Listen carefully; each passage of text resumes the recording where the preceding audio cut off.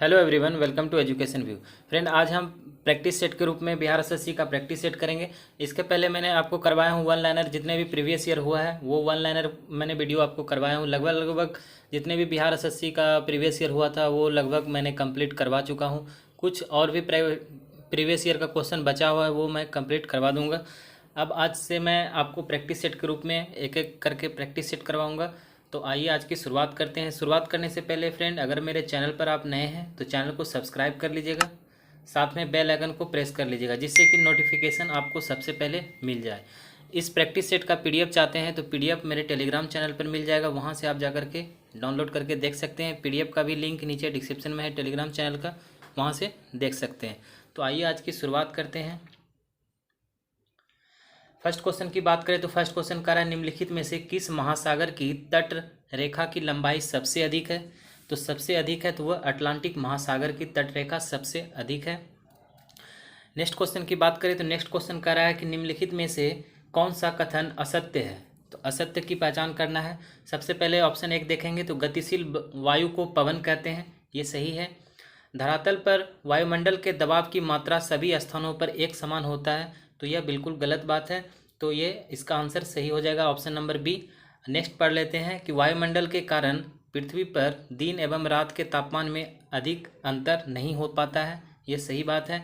और नेक्स्ट है कि वायुमंडल की लगभग 97% वायु धरातल के निकट होती है, तो यह भी सही है। तो ऑप्शन इसका बी सही आंसर हो जाएगा, यह कथन असत्य है। नेक्स्ट है निम्न में से किस महाद्वीप को पठारों का महाद्वीप कहा जाता है। तो पठारों का महाद्वीप कहा जाता है तो वह अफ्रीका है। नेक्स्ट है अरावली एवं विंध्य श्रृंखलाओं के मध्य में कौन सा पठार स्थित है। तो यह पठार है मालवा का पठार। नेक्स्ट है बिहार के पटना जिला कितने जिलों के साथ अपनी सीमा साझा करता है। तो यह टोटल 9 जिलों के साथ सीमा साझा करता है।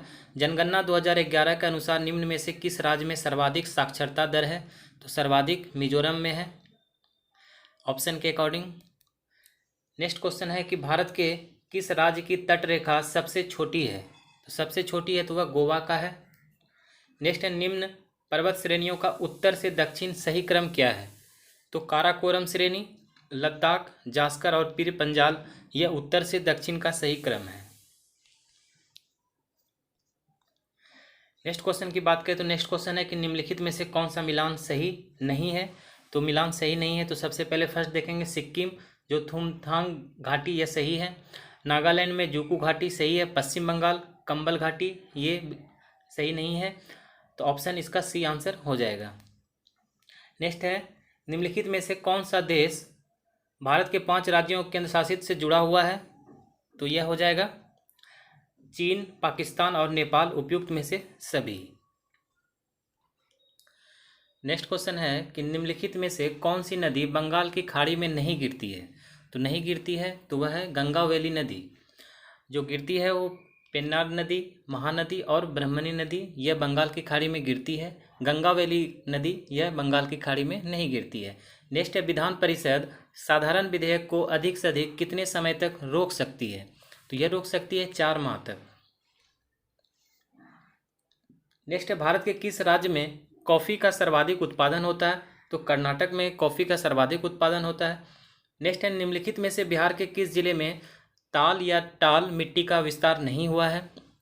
तो वह है बेगूसराय में।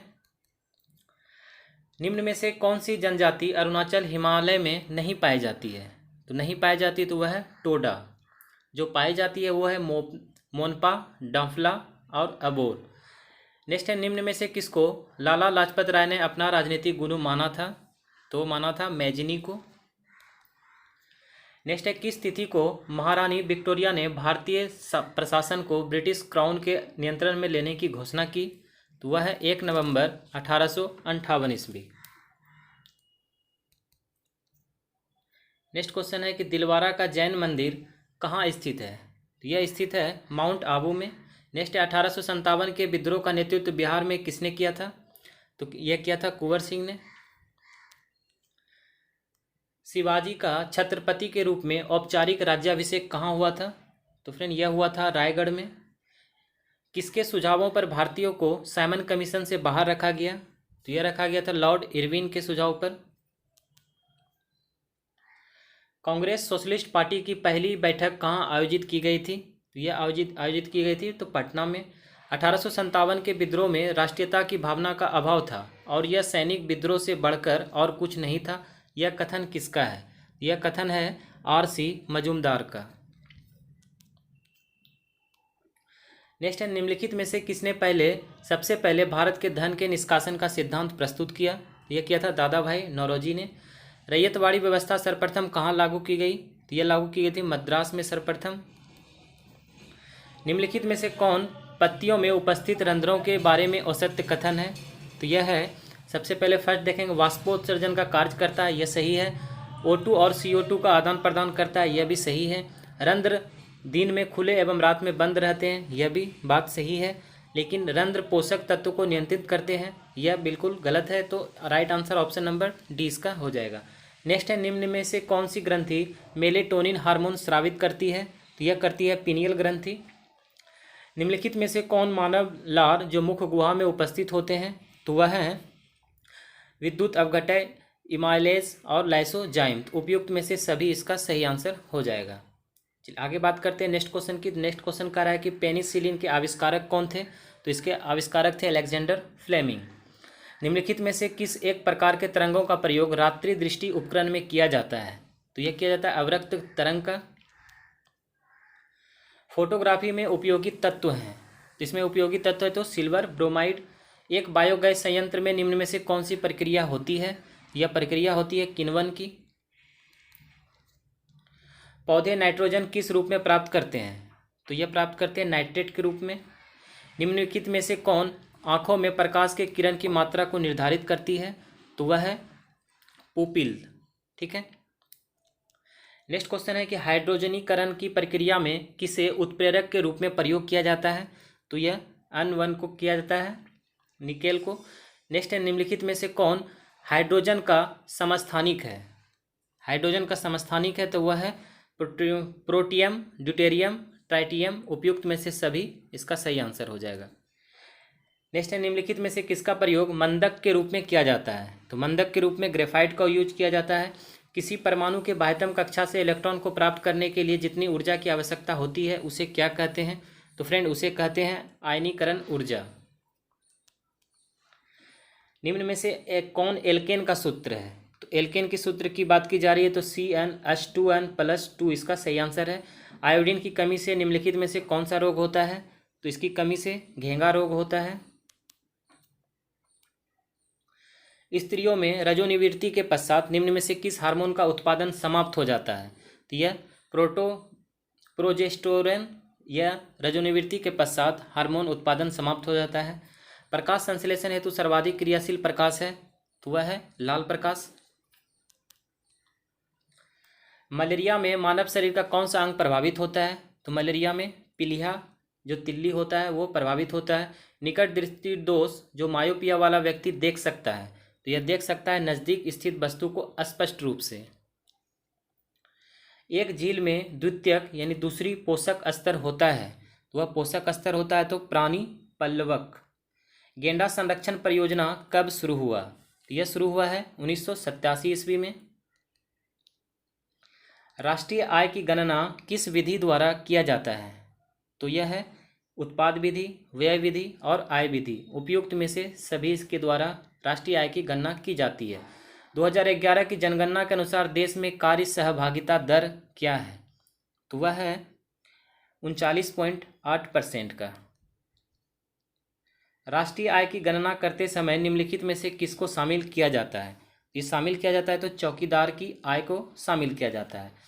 भारत के किस शहर को उत्तर भारत का मैनचेस्टर कहा जाता है? तो कानपुर को उत्तर भारत का मैनचेस्टर कहा जाता है। निम्न में से किस राज्य में आम का सर्वाधिक उत्पादन होता है? तो यह होता है उत्तर प्रदेश में। भारतीय ओलंपिक संघ IOA का मुख्यालय कहाँ है? तो नई दिल्ली में है। नेक्स्ट क्वेश्चन है कि नॉर्मन बोरलॉग पुरस्कार से सम्मानित प्रथम महिला। तो प्रथम महिला है डॉक्टर अमृता पाटिल। पुस्तक 1984 किसके द्वारा लिखी गई है? तो यह लिखा गया है जॉर्ज ऑरवेल के द्वारा।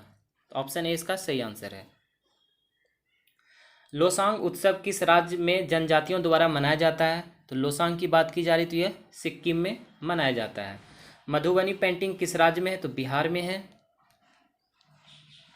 इंडिया विंस फ्रीडम पुस्तक आत्मकथा किसकी है? तो मौलाना अबुल कलाम आज़ाद की।